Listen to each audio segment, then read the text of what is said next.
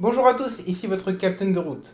Aujourd'hui, on va débriefer ensemble la 18e étape de ce Tour de France qui avait lieu cet après-midi. Alors, comme ces derniers jours, on a eu une échappée victorieuse.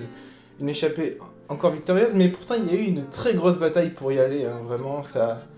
Dès le kilomètre 0, ça a roulé très fort.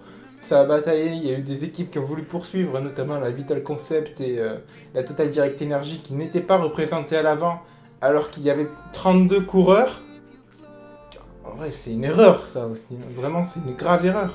Enfin bref, il y avait une très très grosse bataille et c'était vraiment très intéressant.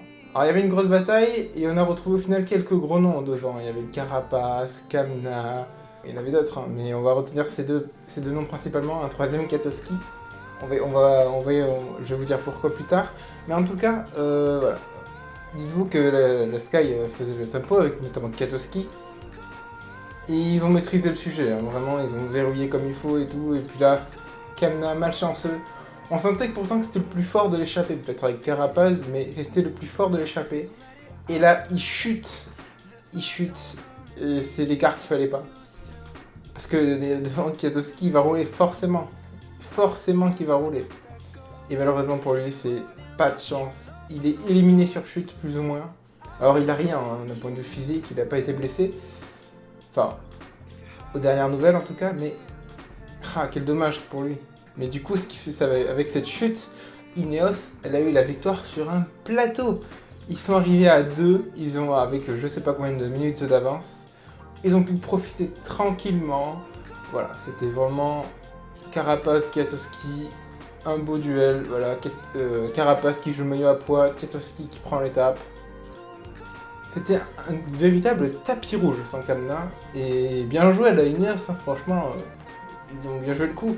Donc voilà, c'était bien joué, ils ont eu un peu de chance avec la chute de Kamna, mais une grosse maîtrise en tout cas, et ça fait du bien à l'équipe Ineos, hein, parce que clairement avec l'abandon de Bernal, ça faisait depuis 2018 et la victoire de Geraint Thomas qu'ils n'avaient pas eu une victoire d'étape sur le Tour, donc ça fait du bien pour eux quand même. Parlons du général maintenant, avec les deux grands perdants du jour, Yates et Uran, qui ont tous les deux lâché sur le plateau des Glières, et ils ont perdu gros, plus de 2 minutes 30 je crois. Enfin voilà, ils ont vraiment perdu très gros, c'est dommage pour eux, mais bon. Les deux, on sent enfin Yates moins, mais Uran, on sentait clairement qu'il était sur une pente descendante en termes de forme. C'est dommage pour lui. Ah, sacré Richie Porte. Quand tout va bien, il faut toujours qu'il ait une couille. Genre, il a réussi à crever sur le secteur empierré de 2 km. Il s'est mis dans la merde, il a galéré à revenir. Heureusement, il a profité du retour de 2 coéquipiers de Roglic qui voulaient revenir. Heureusement, c'est un poissard heureux, mais pour Porte, mais... Putain, il a encore pas de chance, quoi. J'espère qu'il va rien lui arriver sur le chrono, parce que...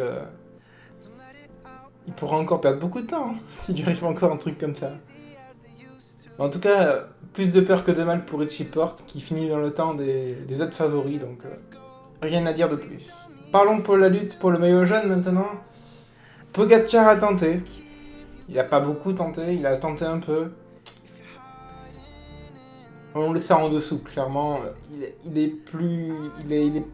Voilà, il lui manque un truc pour gagner ce tour. Je le disais hier, je le redis aujourd'hui.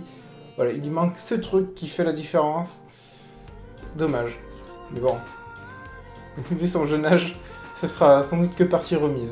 Et donc enfin on conclut sur Roglic. Solide maillot jaune. Voilà, vraiment il a montré qu'il était leader, il a mené le secteur empierré comme personne, il a mis tout le monde en difficulté. Voilà, c'est un maillot jaune extrêmement solide aujourd'hui. Je pense que maintenant il faudrait plus qu'une chute ou un incident malheureux sur le chrono pour qu'il soit privé de la victoire finale. Parce que là, il me paraît imbattable. Voilà, c'est tout pour le débrief de cette 18e étape. Moi, je vous retrouve demain pour le parcours de la 19e étape. En attendant, je vous dis à la prochaine. Ciao!